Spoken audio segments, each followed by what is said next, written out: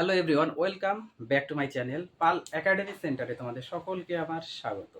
আজকে class 5-এর page number 61 অর্থাৎ 61 number page যদি তোমরা বার করো তাহলে সেখানে 3 দাগের একটি অঙ্ক বলেছে।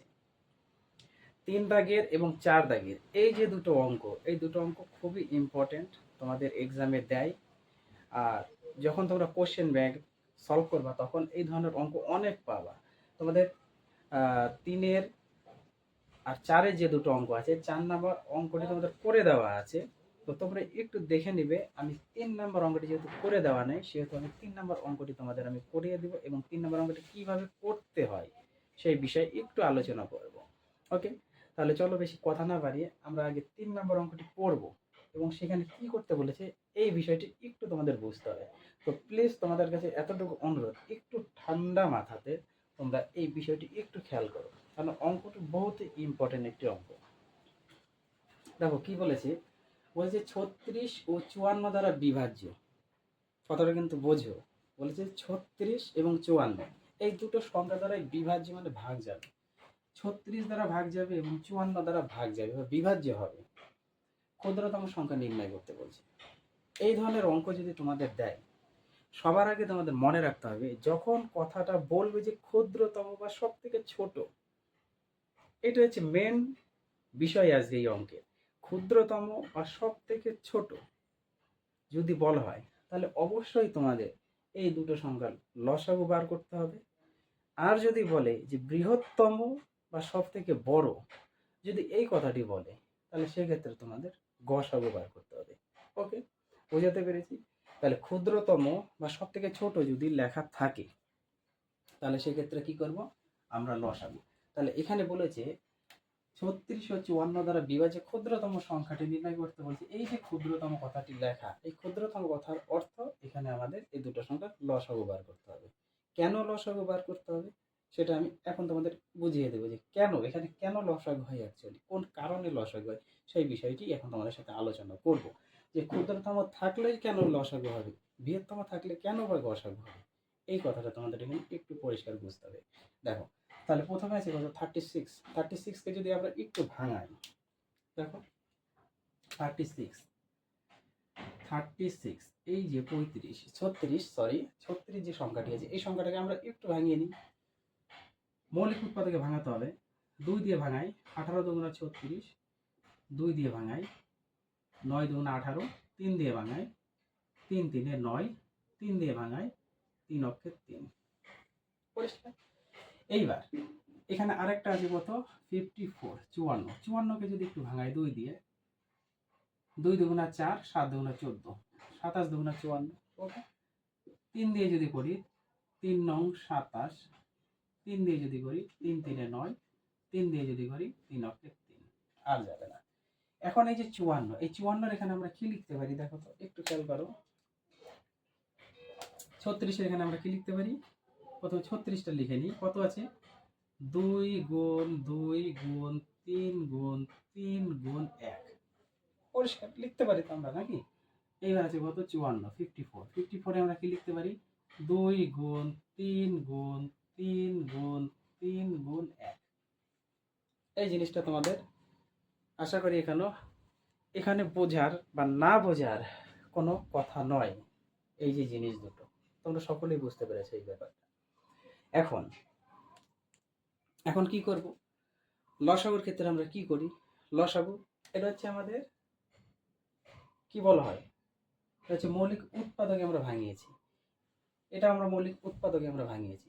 এখন সাধারণ একটু গুণনীয়ক আমরা বের করি। দেখো, সাধারণ গুণনীয়ক, সাধারণ গুণনীয়ক, গুণনীয়ক, সাধারণ গুণনীয়ক, সাধারণ গুণনীয়ক কেন ক্ষুদ্রতম থাকলে লসাগু, এই জন্য তোমাদের একটু বুঝাচ্ছি যে সাধারণ গুণ আমরা কিন্তু সরাসরি লসাগু বের করে দিতে পারতাম, পারতাম না?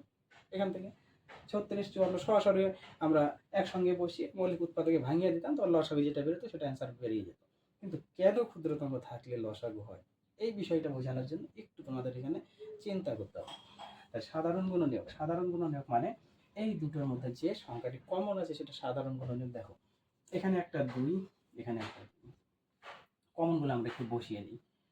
কত হচ্ছে 2 গুণ এখানে আর একটা 2, এখানে 2 আছে নেই, তার মানে হবে না।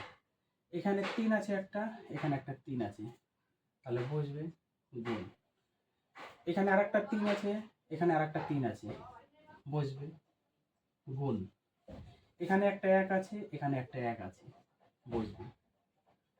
অর্থাৎ সাধারণ গুণনীয়ক যখন আমরা বের করব, বোথ সাইডে দুটো পদের মধ্যে যে সংখ্যাটি কমন সেই সংখ্যাটি আমরা লিখে দিব।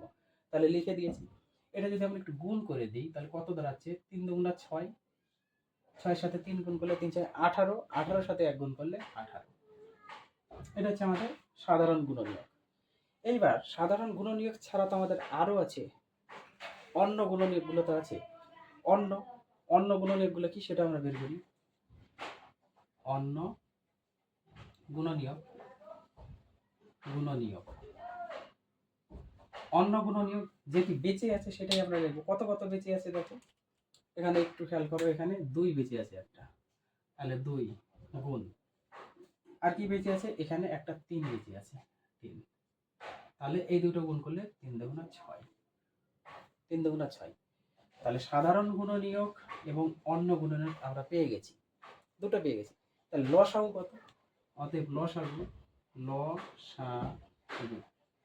লসাগু এক্ষেত্রে আমরা কিভাবে লসাগু বের করি। লসাগু হচ্ছে সাধারণ গুণনীয়কের গুণফল ইনটু অন্য গুণনীয়কের গুণফল, এটা হচ্ছে লসাগু। এই দুটো যদি আমরা গুণ করি, 6 8 6টা 48-এর 8, হাতে আমার 4, 6 কে 6 আর 4 10, 108, 108। অর্থাৎ 36 এবং 54 যদি আমরা লসাগু বের করতাম তাহলে 108 পেতাম। এবং এই 108 যে সংখ্যা, সেই সংখ্যাটি কিন্তু আমাদের 36 এবং 54 এই দুটো সংখ্যা ভাগ যেতে হবে, কারণ ভাগ না গেলে হবে না।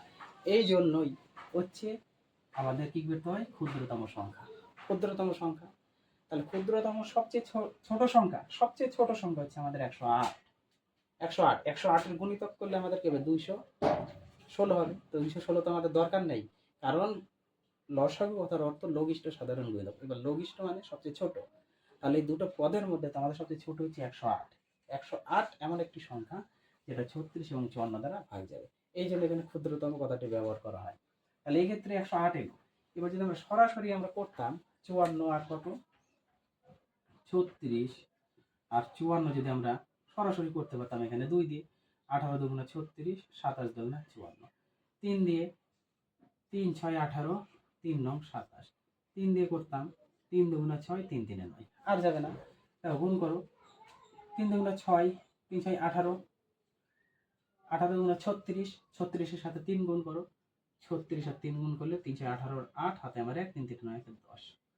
এই ক্ষেত্রেও আমাদের 108 বেরোতো।